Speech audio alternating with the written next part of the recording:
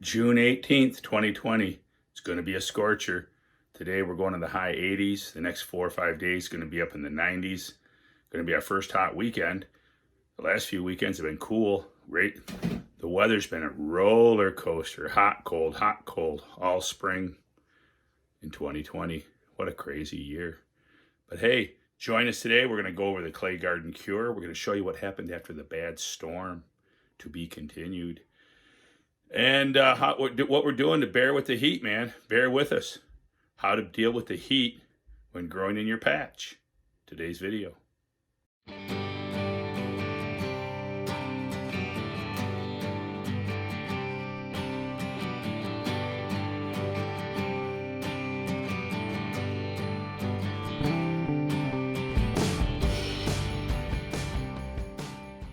$150 contest after the shredded storm update. What I've had to do here is I've had to go ahead and do what I talked about earlier and canopy the plant and put up a sunscreen. We are getting in the 80s, the high 80s, intense heat. And I've only been watering with the dairy dew, but I'm not real happy with some of the leaves. Okay, that right there, it looks like over too much newts. I thought at first it might be my water. Maybe it was getting some chemicals out of the water, but the peas and tomatoes look fine. So I'm thinking that this brown you're seeing is the soil. I may have got a hot mix. We picked it up in bulk. They said that some flower dew was added to the 301. So I'm shading it now. We have a shaded canopy. So what we're doing is this screen takes away 20% of the sun, like I mentioned before. So it's only getting 80% of the sun. A plant only needs 50% of the sun for 100% production. So it's actually cooler under that screen. Now at first glance, a guy would think that was plastic. Nope, that's a screen. Lets the rain through. It's hail protection, it's wind protection. And even though you are restricting a little bit of airflow under there, it's still cooler because of the shading effect. And here we are. Here's the test and why you need shade. It is 120 degrees on my probe. So your soil heats up to 120 degrees. It's no wonder that plant might be stressing. Now let's move the probe inside the shaded area and see if it drops. All right. We're in the shaded area. It's already dropped to 118 degrees just by picking it up off the soil. 117 degrees. No, this isn't veal. This is punky, baby, punky. And I do have a little pumpkin out there at the tip. If you look real close, the pumpkin is starting to form. I think that's probably the pumpkin I'll run with. I want the pumpkin to land over in this corner over here. Assuming I need to give the pumpkin probably 3.5 feet by 3.5 feet. 4 by 4 would be even better. So that may be my pumpkin right there. And that pumpkin should be open in about 8 days. So it is June 17th, the 25th of June. That'd be a good pollination date. Okay, now we're already down to 109 degrees. We were at what was it, 115? We're down to 109 degrees. I'm having a brain fart. It was 115, or were we warmer than that? Anyways, it's cooling off, steadily cooling off. That's the shading effect that the screen gives it, all right? So there you go, we gotta monitor that, and that's why you'll get the leaf scorch sometimes. I'm watching the leaves. I've actually turned one of these secondaries around here. I'm gonna let it run along the wall here in spider leg. But you can see she's running a little hot, I think, on the newts. That's what we're seeing in that leaf. That is hot on the nutrients. We might have got a hot batcher. I talked to Brent at Dairy Dew, and he said it might not have been quite ready because it was in bulk. And if it had been bagged up and sold in bags like they do, it would have had more time to break down and go through more of a process of. So anyways, I'm gonna water it heavy, try to leach it off with the shaded protection. Hopefully we'll get things leveled out here. So our 150 contest Now look, we're already down now to 102 degrees. So see, the shading effect out of the sun is amazing. That's why it's very important when you have your young plants, you might have to shade your soil. I can link this back to some old videos where I laid bed sheets on the soil to prevent and lose that 118 degree heat that's rolling off the surface, and reduce that down, and it cools the plant. All right, there you go. There's your 150 plant update. Please comment below and ask any questions or concerns. Please share the videos on social medias. Leave your comment. We'll have some drawings this summer, and you may be our next winner. All right, snow pea update. Well, to be honest with you, they're not snow peas. I'll let you in a little secret. These are sugar snap peas. And if you don't know the difference is sugar snap peas get full-size peas inside of them. You can eat the whole pea shell. You can snap these in half and eat the whole shell and all. Snow peas are what you usually find in your Chinese food. The peas don't develop, it's just the shell. But I just love the word snow peas. But mine are doing marvelous.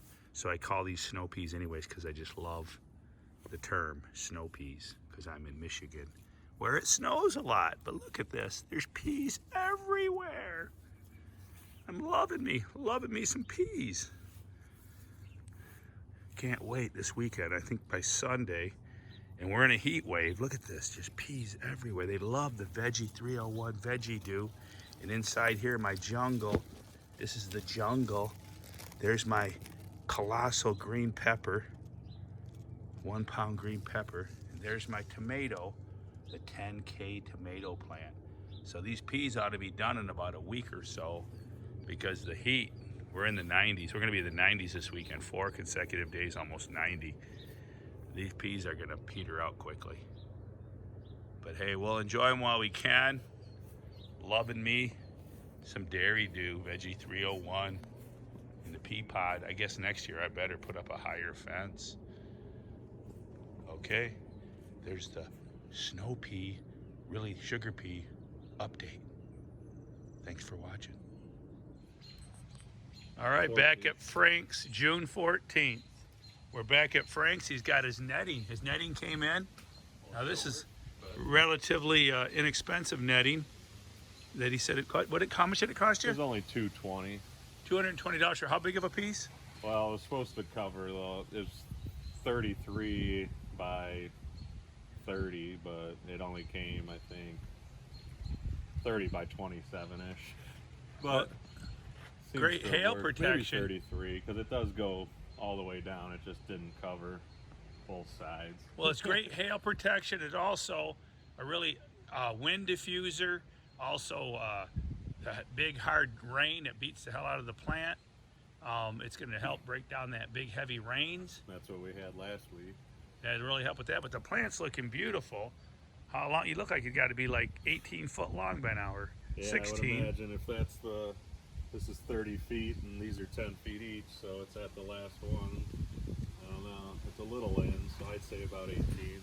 So you're looking pretty good. Here's your main vine out here. He's got the main vine pinned down. And what he's trying to do is grow out his secondary. He's got a couple little pumpkins out here you want to be real careful with. When you see this pumpkin right here, you got about 10 days. It'll be open for pollination. That's probably going to be about 8 or 9 days away. I'm going to say 9.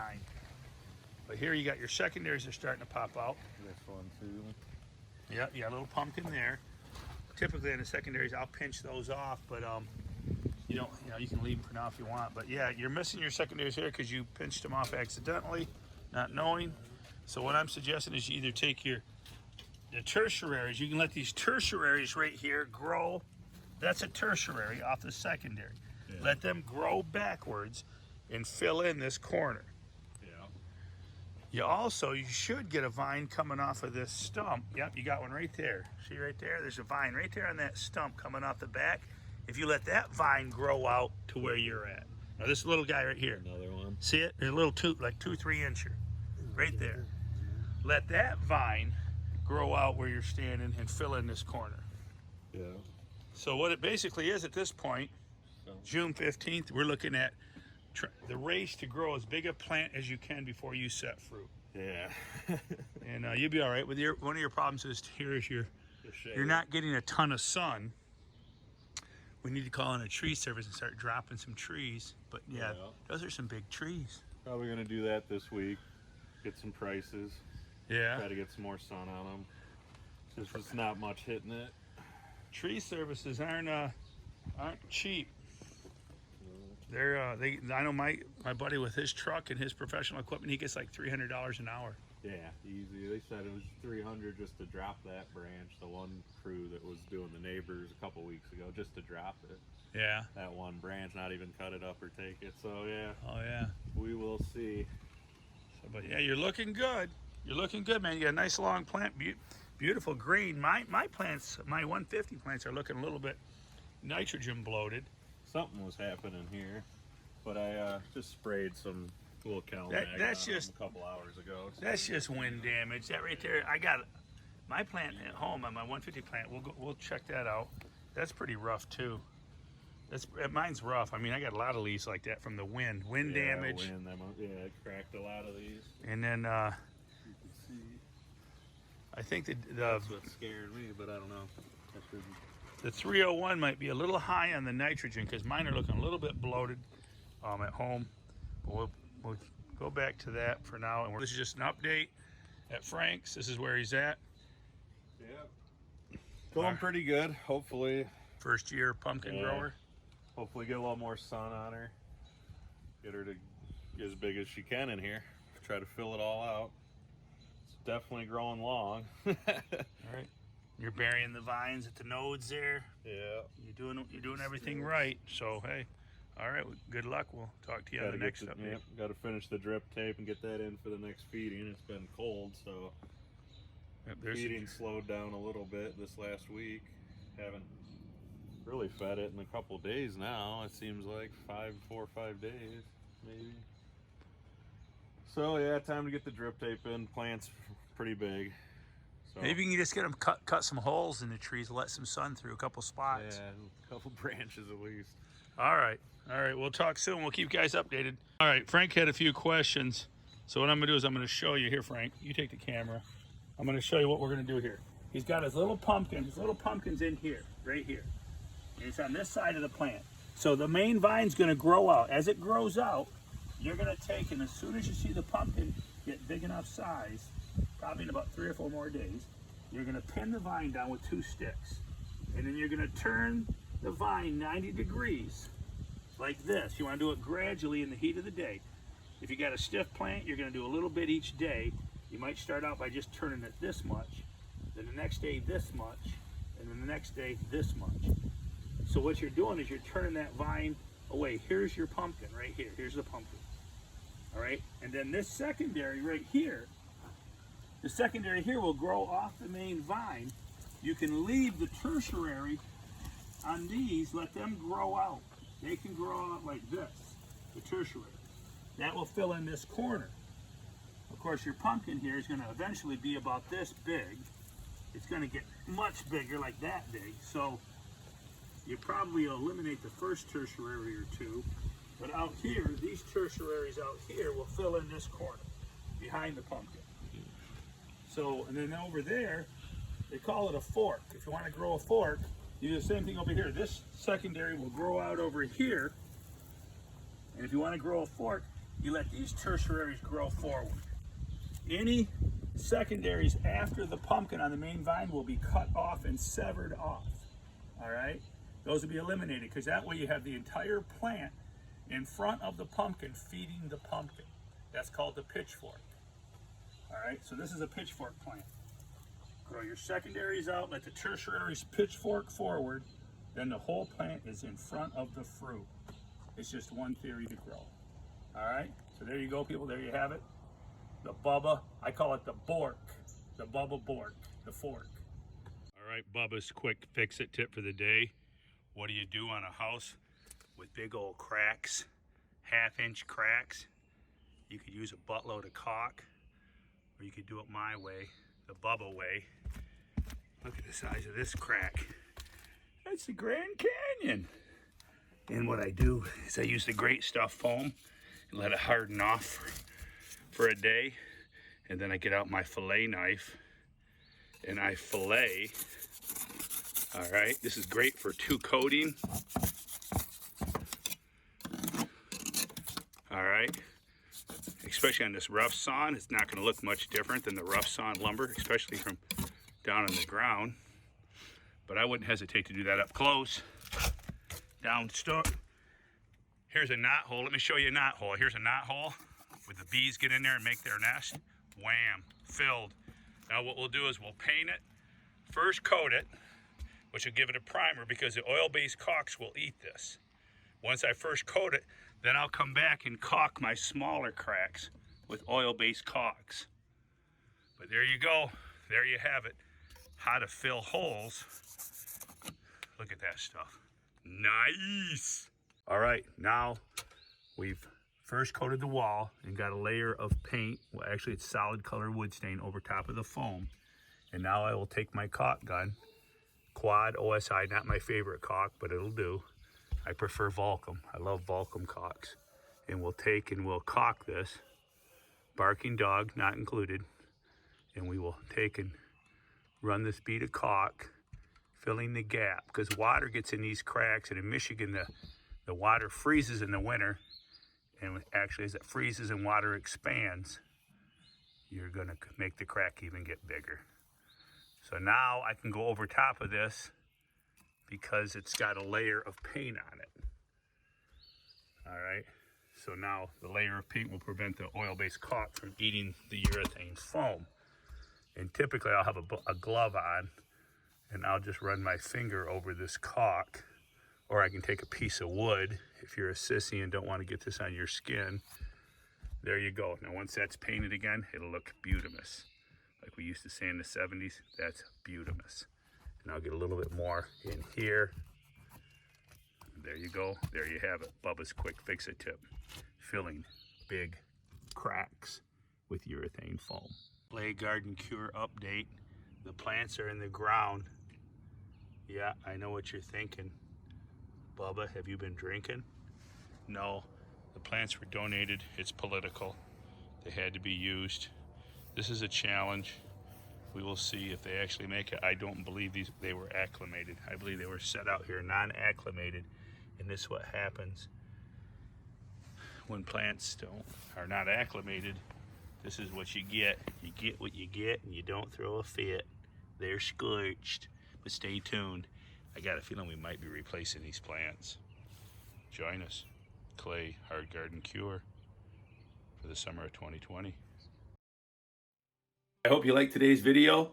Please comment. Please share on social media. We're going to have some giveaways this year. We're going to give away all summer long. You may be our next winner. But please comment, ask any questions about watering. I mean, how much do we water? I mean, we can answer a lot of stuff online. Please feel free to do so. If you have any problems with that, email me at mark@worldwidegiantgrowers.com if you have a problem posting your comments, and I can help you with that. All right, talk to you soon. Keep them growing. Keep it a secret, but go tell a friend.